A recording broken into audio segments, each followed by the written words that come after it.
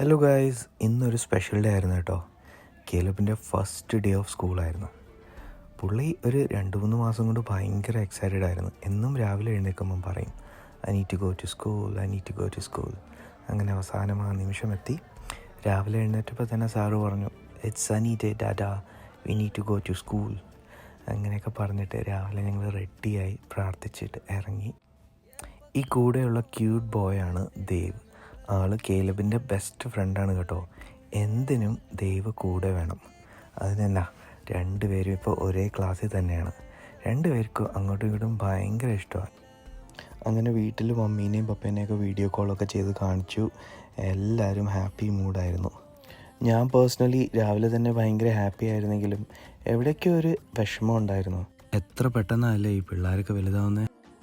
തിരിച്ചു വരുന്ന വഴി ഞങ്ങൾ രണ്ടുപേരും കുറച്ച് ഇമോഷണൽ ആയിരുന്നു. ബിക്കോസ് അവന്